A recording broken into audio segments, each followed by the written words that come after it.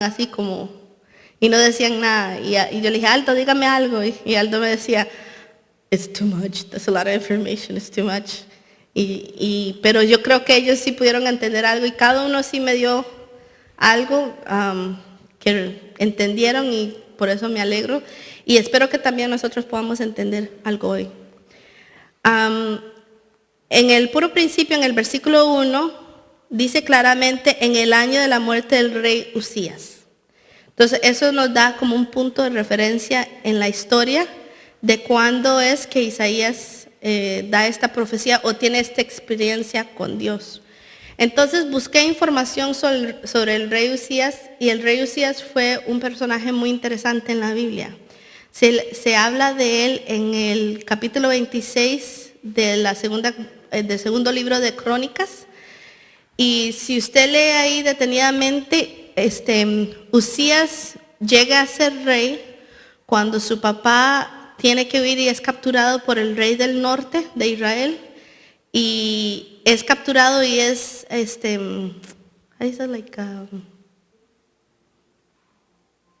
o sea, lo capturan y lo tienen como encerrado en una ciudad. Él no puede salir de ahí. He's banished or como cautivo en una ciudad que no me acuerdo el nombre, empieza con L, pero él es capturado y él, por el resto de sus días él se queda ahí. Es más, Usías trae sus huesos de vuelta cuando él llegue a ser rey. Y él llega a ser rey cuando él tiene 16 años. Y yo les explicaba a los muchachos que es muy interesante y es muy importante notar de que él reinó por 52 años. En esos tiempos, eso es muy impresionante.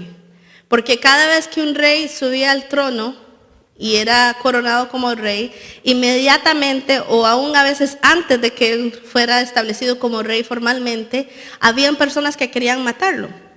Sea su propio hermano, un primo, el general del ejército, un rey que era un enemigo, alguien, siempre había alguien, siempre el rey tenía que guardarse las espaldas. El hecho de que el rey duró 52 años, en su reinado durara 52 años, eso dice mucho de él. Y dice que cuando él era rey, el capítulo 26 enumera todas las cosas que él hizo. Él era como el Bill Gates del Israel antiguo. Él tenía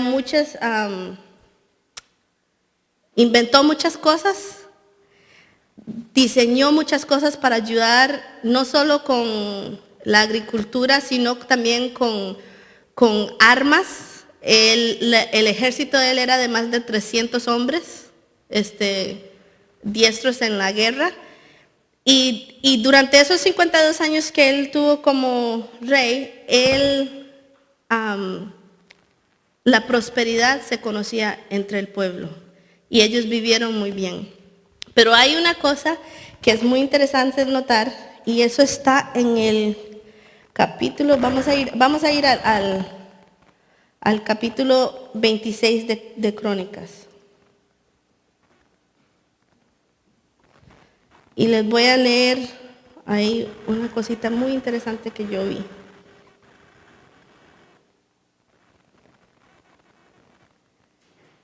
Es en el versículo.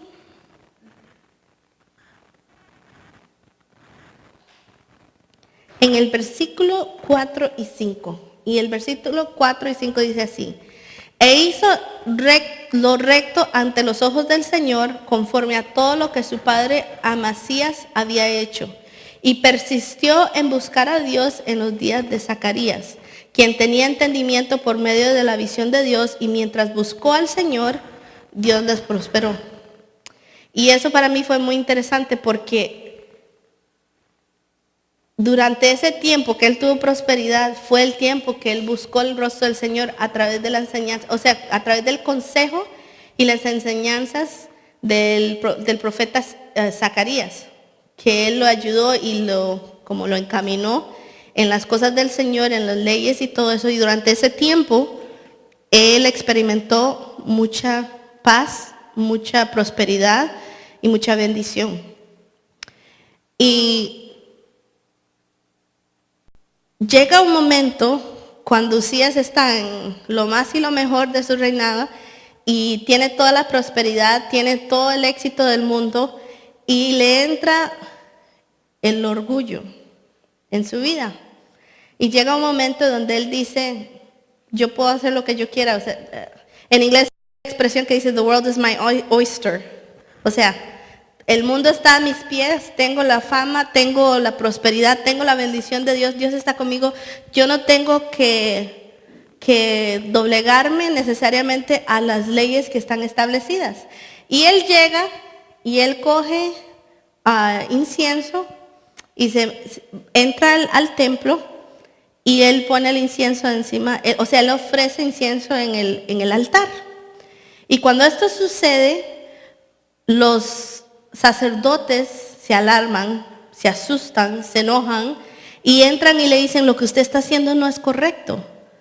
Usted sabe que la herencia del servicio al Señor le pertenece a los levitas y solo los levitas pueden ofrecer incienso sobre el altar. Dios no está con usted. Lo que usted está haciendo es incorrecto. Y él levanta la mano y él, como diciendo, I don't care, yo puedo hacer lo que yo quiera. Y cuando él levanta la mano para quitarse de los hombres, la mano está llena de lepra. Inmediatamente cuando ven eso, los sacerdotes se asustan y lo agarran y lo sacan del templo. Desde ese momento en adelante, Usías tiene que vivir completamente separado de la ciudad como un leproso. Y es más, él no es sepultado con los otros reyes, sino que lo sepultan en un field, como por decirle algo, en el patio donde está el lugar de los reyes, donde se ponen los reyes. Él ni siquiera, y lo que se pone, lo que se dice él era un leproso. Ese fue como por decirle la piedra, ¿verdad? Él era un leproso. Entonces, todo lo que él había hecho, los 52 años de éxito y de bondad, de prosperidad, de bendición que él tuvo, terminaron en esa frase. Él fue un leproso. Y entonces, cuando leí eso, I said, wow. Y yo le decía a los muchachos, porque estábamos hablando de la salvación. Y entonces, al hablar de la salvación, tenemos que hablar del pecado y cuáles son las cosas que nos impiden la salvación. Entonces, cuando empezamos a hablar de los pecados, obviamente yo les pregunto, nómbreme algunos pecados. Y ellos decían el robar, el matar, y los obvios que ellos se acordaban. Y yo le dije, pues en la vida de este hombre, el gran pecado que lo alejó de la presencia de Dios y de poder recibir la bendición de Dios fue el orgullo. Y eso nos dice algo, porque si hay algo que lo hace al Señor pararse de uñas, es el orgullo. Es cuando el hombre cree que no necesita a Dios para hacer las cosas. Es cuando el hombre cree que en sus propias fuerzas, en su propia inteligencia, en lo que él tiene, él puede hacer grandes cosas, él puede tener éxito, él puede tener lo mejor del mundo y no tiene que darle la gloria a Dios, no tiene que darle al Señor el lugar que le merece a él. Entonces, ¿por qué les digo esto? Porque estamos en el capítulo 6 de Isaías, Isaías está ahí y dice que en ese momento, cuando Usías muere, viene su hijo y toma el reinado y es coronado como rey, pero eso en un tiempo cuando Israel tenía varios años ya, o sea, eso es más que una generación. 52 años es mucho tiempo y ellos tenían mucho tiempo de haber experimentado the residual benefits, los beneficios como que resultaban por la bondad y la bendición que tenía el rey, ¿ok? Todo lo que el rey había hecho había causado una tremenda prosperidad. Dice que cuando uno tiene la bendición del Señor, Él causa que uno tenga, ¿cómo es que dice? Con sus enemigos, que esté en paz con sus enemigos. O sea, pasaron mucho tiempo cuando ellos vieron prosperidad. Y el rey muere, viene otro muchacho y ahora va a ser el rey. Y es como un tiempo como cuando uno tiene una pérdida de algo, como cuando a uno se le muere a alguien, como cuando uno pierde un negocio, cuando uno pierde algo importante. Es un momento como que hay un antes y un después, ¿ok? So, en el momento que Isaías tiene esta visión, eso es la situación de Israel en ese momento. Ha muerto el rey y ahora ¿qué va a pasar? ¿Ahora qué va a suceder? ¿Ahora cómo va a ser bajo este nuevo rey? Cada vez que venía un nuevo rey era diferente. Cuando Salomón murió, si no me equivoco fue el hijo de él, Rehoboam, right? Que era muy joven y que dice que él buscó el consejo como de los amigos de él, no necesariamente de los sabios, de los que tenían experiencia. Y ellos le dijeron, no hombre, sube los impuestos, no importa, sea duros con ellos, no le dé chance. Y cuando él hace eso, ahí es donde se rompan los tribus y los tribus se van porque no quieren estar bajo el reinado de él. So, cada vez que viene un rey nuevo, las cosas cambian. Cuando, yo no sé si les ha pasado, a mí me ha pasado mucho. Cuando estaba trabajando en el sistema escolar, que se retiró el jefe que yo tuve por muchos años y después de eso no tenían a nadie fijo, sino que tenían interinos que venían, que eran personas que ya se habían jubilado, retirado, y estaban haciendo esto nada más por un tiempo, 6 meses, un año. Entonces, no era una persona que estaba interesado en sí, en el departamento de nosotros, sino más que todo era como recoger doble pensión, otro cheque encima de lo que tenían, y no les interesaba. Entonces, cada vez que venía una persona nueva, cambiaba todo, porque no le gustaba que nos sentáramos así, entonces ahora teníamos que sentarnos así. Y no les gustaba que les hiciéramos esto, teníamos que hacer solamente porque no iba con lo que ellos estaban de acuerdo y cambiaban y cambiaban. Había mucha incertidumbre, había mucho unrest, preocupación, la gente estaba como nerviosa y todo. En ese contexto es que encontramos a Isaías cuando él tiene esta visión, ¿ok? Y cuando él tiene esta visión, dice que ve los serafines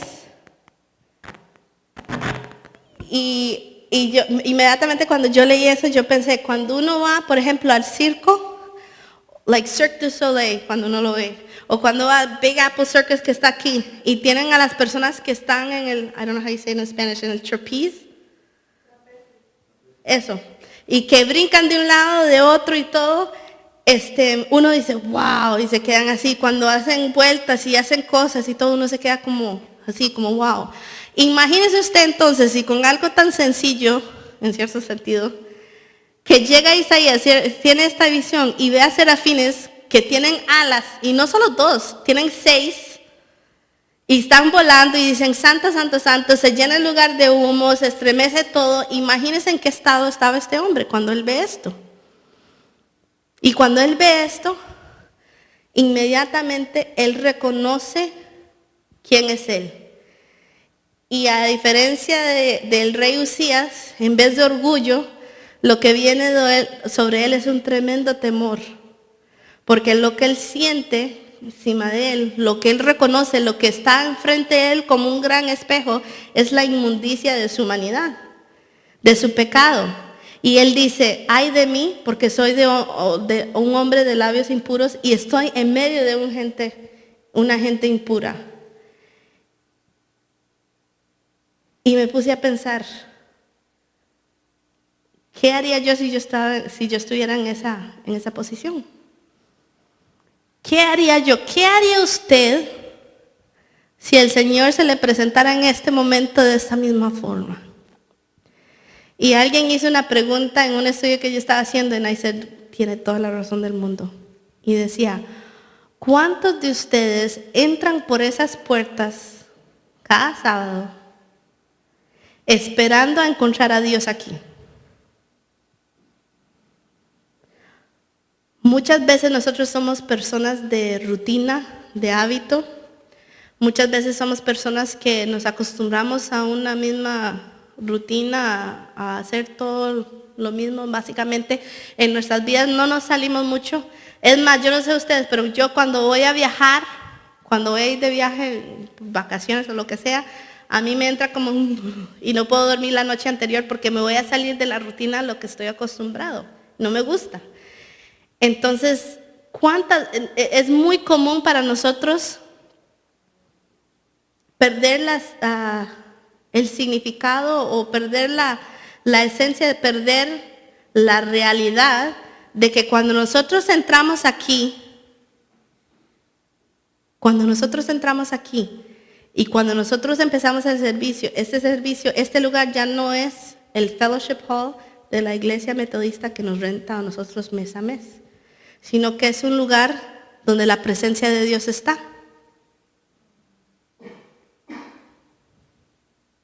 Y cantamos y oramos y decimos y hablamos de que Dios sigue en su trono, de que Dios merece la honra y la gloria y todo. Pero cuando pasamos por esas puertas, ¿cuántos de nosotros realmente esperamos a encontrarnos a Dios aquí?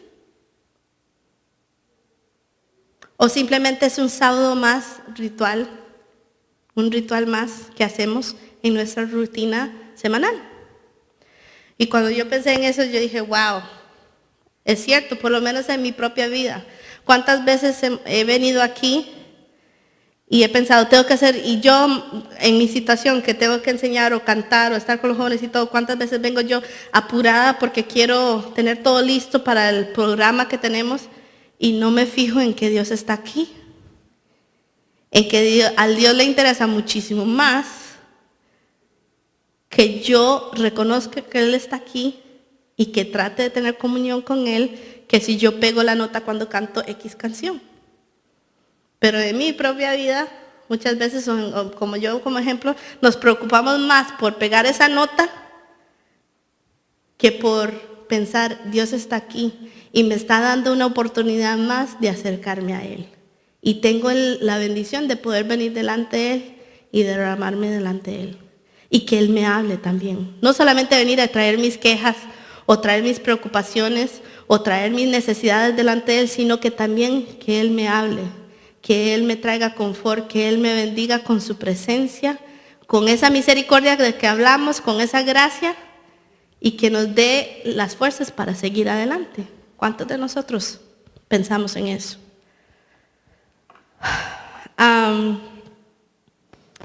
Y viene... Y en medio de ese tiempo donde está simbrando todo, donde se está moviendo todo, donde se está llenando de humo, viene Isaías y dice, ay de mí. Y viene uno de los serafines y lleva un carbón encendido y lo lleva desde el altar hasta sus labios y lo toca. Y dice, he aquí, esto ha tocado tus labios y es quitada tu iniquidad y perdonado tu pecado. Wow. If that is not a get out of jail free card, I don't know what is. O sea, lo que él acaba de hacer ahí por ese hombre fue espectacular. Porque le quitó lo que le impedía estar delante del Señor. Le quitó lo que era lo que creaba un abismo entre él y Dios y le permitía a él acercarse a Dios, para que Dios le pudiera hablar y para que Dios lo pudiera usar. Y después de que sucede eso, el Señor hace una pregunta y le dice, ¿quién va a ir? ¿A quién vamos a enviar? ¿Quién va a ir por nosotros? Y cuando dice, ¿quién va a ir por nosotros? ¿Para qué? ¿Quién va a ir por nosotros? Para hablar a aquellos que no han tenido esta experiencia, que todavía hay un abismo entre ellos y yo. ¿Quién va a ir para hablar? E Isaías viene y dice, yo voy. ¿Cuántas veces el Señor no le ha preguntado a usted o ha dicho en su presencia, ¿quién va a ir? Y en vez de decir yo voy, nosotros quitamos la mirada o nos hacemos los locos, como decimos nosotros, o pretendemos que no escuchamos nada porque no queremos el compromiso, porque no nos interesa, porque tenemos miedo a fallar, por un sinnúmero de cosas. ¿Cuántas veces ha sucedido eso? Pero el Señor siempre, con calma, viene y dice, ¿quién va a ir por nosotros? ¿Usted cree que Él no sabía que Isaías iba a decir que sí? Si él ya había destinado su vida desde antes de que él iba a ser profeta, de que él iba a hablar por él, de que él iba a ser. Pero él, el Señor, la forma en que él trabaja es que él nunca va a venir a imponer algo, sino que va a venir y le va a preguntar si usted quiere aceptar el reto o no. Y si usted acepta el reto, hay un sinnúmero de bendiciones y cosas que el Señor va a traer a su vida. Y si no acepta el reto, son oportunidades perdidas que nosotros tenemos de que el Señor cumple su propósito en nosotros. ¿Verdad?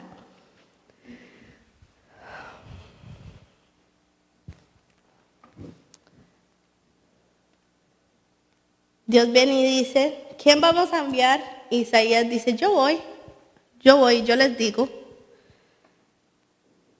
Y lo que el Señor responde no es necesariamente lo que uno pensaría que Dios le iba a responder a él en ese momento. Porque lo que él le dice es, ve y di a este pueblo, escuchad bien, pero no entendéis. Mirad bien, pero no comprendéis. Haz insensible el corazón de este pueblo, endurece sus oídos y nubla sus ojos, no sea que vea con sus ojos y oiga con sus oídos y entienda con su corazón y se arrepienta y sea curado. Ouch. No viene con palabras de prosperidad para que sigan en el mismo juego que tienen 52 años de vivir. No viene con palabras de aliento en ese tiempo de incertidumbre, sino que viene con una palabra dura, con una palabra seria, muy fuerte. Inmediatamente entonces Isaías dice, pero entonces ¿hasta cuándo, Dios? ¿Hasta cuándo va a suceder esto? Hemos vivido en un tiempo tan bueno y ahora usted viene esta palabra, ¿hasta cuándo? Y dice, ¿hasta cuándo, Señor? Y él respondió, hasta que las ciudades estén destruidas y sin habitantes, las casas sin gente y la tierra completamente desolada, hasta que el Señor haya alejado a los hombres y sean muchos los lugares abandonados en medio de la tierra, pero aún quedará una 10ª parte en ella y ésta volverá a ser consumida como el roble o la encina cuyo tronco permanece cuando es cortado. La simiente santa será su tronco. Esa es una palabra fuerte, es una palabra dura, porque está hablando del proceso que va a tener que pasar Israel.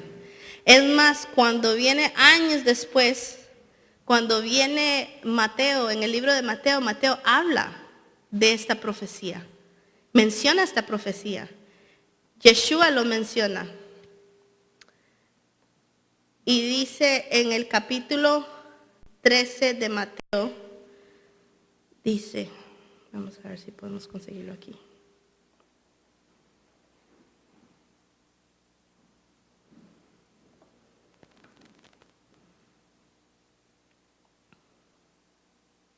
En el capítulo 13 de Mateo, versículo 11. No, es interesante, empecemos del versículo 10, porque esto le va a ayudar a entender. Y acercándose los discípulos le dijeron, ¿por qué les hablas en parábolas? Y respondiendo él les dijo, porque a vosotros se os ha concedido conocer los misterios del reino de los cielos, pero a ellos no se les ha concedido. Porque a cualquiera que tiene se le dará más y tendrá en abundancia, pero a cualquiera que no tiene, aún lo que tiene se le quitará. Por eso les hablo en parábolas, porque viendo no ven y oyendo no oyen ni entienden. Y en ellos se cumple la profecía de Isaías que dice, al oír oiréis y no entenderéis, y viendo veréis y no percibiréis, porque el corazón de este pueblo se ha vuelto insensible y con dificultad oyen con sus oídos y sus ojos han cerrado. No sea que vean con los ojos y oigan con los oídos y entiendan con el corazón y se conviertan y yo los sane. Pero dichosos vuestros ojos porque ven y vuestros oídos porque oyen, porque en verdad os digo que muchos profetas y justos desearon ver lo que vosotros veis y no lo vieron, y oír lo que vosotros oís y no lo oyeron. ¿De qué está hablando aquí el Señor? Él está hablando de que ese proceso que Dios le mencionó a Isaías en ese tiempo que iba a pasar Israel, estaba siendo cumplido en Yeshua, que Yeshua estaba ahí, se estaba cumpliendo esa palabra. Entonces, ¿qué me hizo eso a mí? Que las palabras fuertes que Dios dio al pueblo en Isaías eran necesarios para el cumplimiento de su plan divino que Él ha tenido desde antes del principio del mundo. Y tuvo que suceder eso para que el pueblo reconociera a Él como el Señor. Porque conforme las cosas van mal, ¿qué es lo que hace uno? Busca al Señor, llora, patea, grite, gime o ayuna, hace todo lo que uno puede hacer para que el Señor conteste y lo saque uno de ese problema.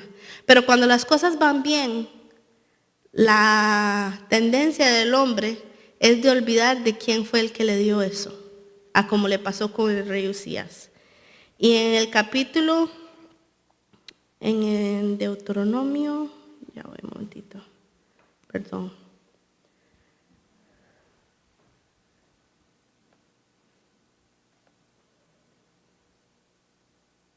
A ver si lo encuentro.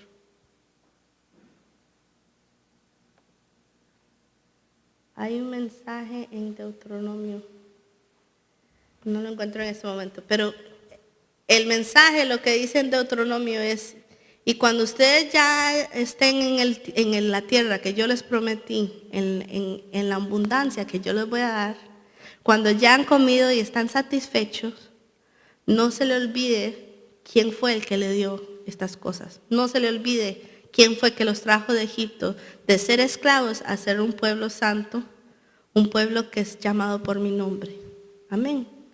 Entonces, lo que yo veo en este pasaje, cuando Isaías tiene esta experiencia y lo pongo junto con la vida de Usías, lo pongo junto con lo que yo veo en Mateo, lo que yo veo es que cada uno de nosotros vamos a tener que pasar por un proceso. Ya el Señor lo estableció desde cuando le da esa palabra a Isaías, nos da una pista de que las cosas no van a ir bien. Es la realidad y eso es lo que nos toca a nosotros por causa de nuestro pecado, del pecado que nosotros tenemos y del hecho de que no hemos querido seguir al Señor al pie de la letra con lo que Él dice.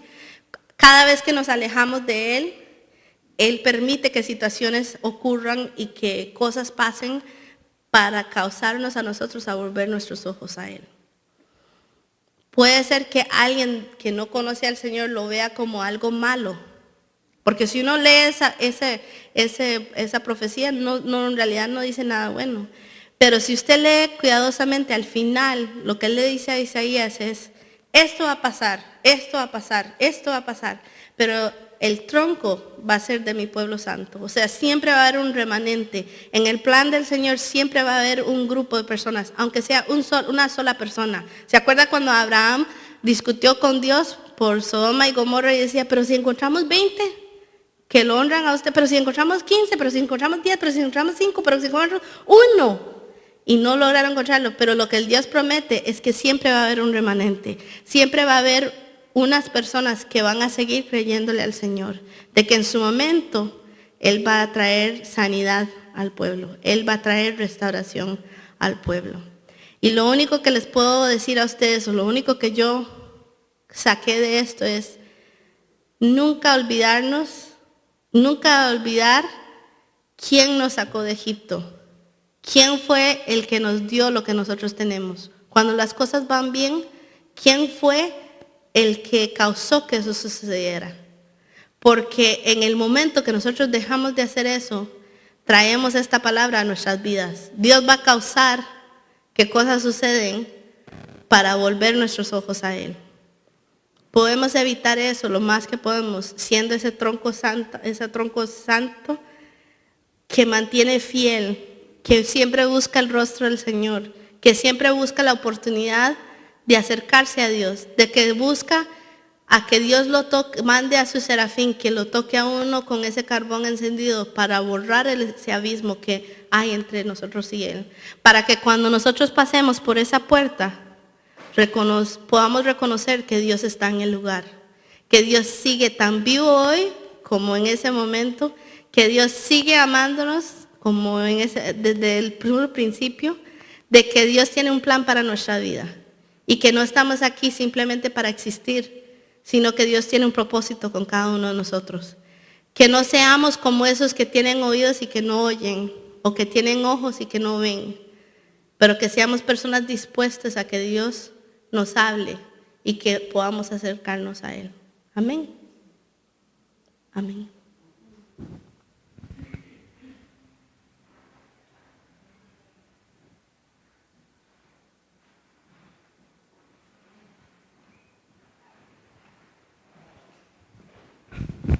Amén, gracias al Señor, ¿verdad? De que Dios siempre tiene una palabra. Yo siempre lo vivo diciendo, en todo proceso de disciplina, Dios siempre tiene una palabra de restauración. Y cuando yo leo la palabra de Dios y cuando yo estudio la palabra de Dios, para mí es una de las claves importantes que surgen en el proceso que Dios tiene. Algunas veces los procesos son difíciles, algunas veces los procesos son bastante dolorosos, pero esa disciplina Dios la da con un propósito, y el propósito es restauración. El propósito es de que Dios quite el pecado, Dios quite la maldad y se establezca su propósito en nosotros. Así es que, como dijo Becky, una de las cosas que podemos entender en este pasaje de Isaías es que Dios siempre, su propósito es nuestra restauración. Amén. ¿Sí?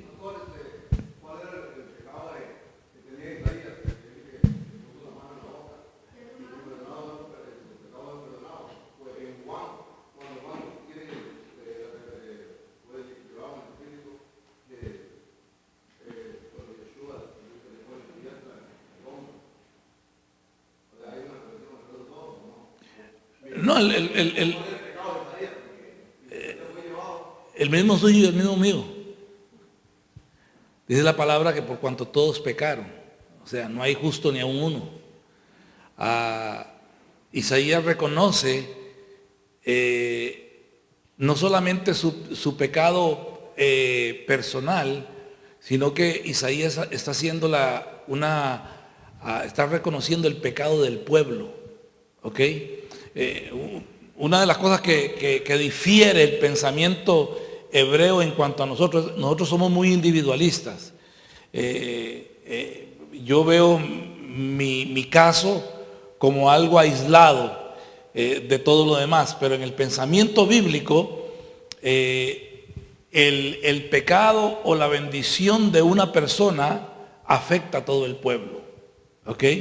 Entonces, pudiera ser que Isaías no haya hecho nada, pero como el pueblo estaba en pecado y él pertenece a ese pueblo, entonces él se considera como parte de ese pecado. Becky, venga para acá, no soy yo el que tiene que contestar, es usted.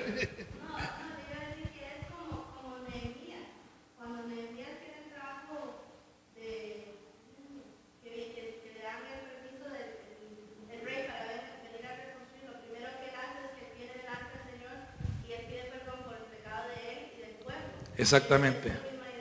Exactamente. Felipe. Ok.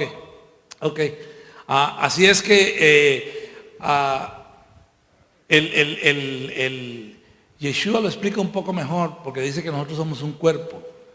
Si una parte del cuerpo se duele, todo el cuerpo se duele, ¿verdad? No es posible tener gripe, sinusitis y decir uno, bueno, me duele la cabeza, pero el resto del cuerpo anda de fiesta. No, ¿verdad? Le duele uno la cabeza, le duele uno un dedo, le duele una uña, todo el cuerpo se duele. Ese es el concepto bíblico, ¿verdad? Que está hablando aquí. Isaías se identifica con el pecado del pueblo, porque es lo que él está diciendo, es no solamente la culpa de ellos, también es la culpa mía. Yo soy parte de ese pueblo, yo soy parte de ese pecado. Señor, perdóname, ¿verdad? Pero gracias, Becky. Yo creo que la lección más importante que yo puedo llevarme es que, como dije anteriormente, Dios siempre en este proceso, Dios tiene un proceso de restauración, de levantarnos, Dios no nos castiga con el propósito de destruirnos, sino con el propósito de enseñarnos, ¿verdad? Así es que damos gracias al Señor por eso. Amén. El próximo sábado estamos aquí. El viernes estamos abriendo el Shabbat en nuestra casa. Si usted quiere pasar por allá, pues ahí estaremos a las 7:30. Y el próximo sábado, pues si el Señor lo permite, estaremos aquí nuevamente. El próximo sábado toca el versículo 5. Vamos con el cangrejo para atrás, ¿verdad? Hoy es el 6, el próximo sábado es el 5. Así es que nos ponemos de pie y le damos gracias al Señor por esta tarde, por haber estado acá, por ver a nuestra hermana Gerardina, que cada vez más joven y más fuerte, ¿verdad? Ya está tan joven que viene desde Pensilvania ya. Amén, nos alegramos que le enviamos un saludo a Vanessa y a la familia completa, ¿verdad? Y pues gracias por siempre acordarse de nosotros. Y como dice la palabra del Señor, pues nos bendecimos, dándole gracias al Señor por lo que Él ha hecho en esta tarde. Yevarejeja Jehová beishmereja, Yael Jehová panaibeleja bijuneja, Isai Jehová panaibeleja, beyasenleja shalom. Vasanu el Shami al Bene Israel Baani Abarachem, Beshen Yeshua Sarha Shalom. Jehová el que existe se arrodillará delante de ti trayéndote regalos y te guardará con una cerca de protección. Jehová el que existe reflejará la totalidad de su presencia hacia ti, trayendo orden y proveyéndote de amor, sustento y amistad. Jehová el que existe levantará la totalidad de su ser hacia ti, te considerará y establecerá la provisión de todo lo necesario para llenar todas las áreas de tu vida y estar completo. Y pondrá mi nombre sobre los hijos de Israel y yo los bendeciré. En el nombre de Yeshua, príncipe de paz. Amén y amén. Nos estamos hablando.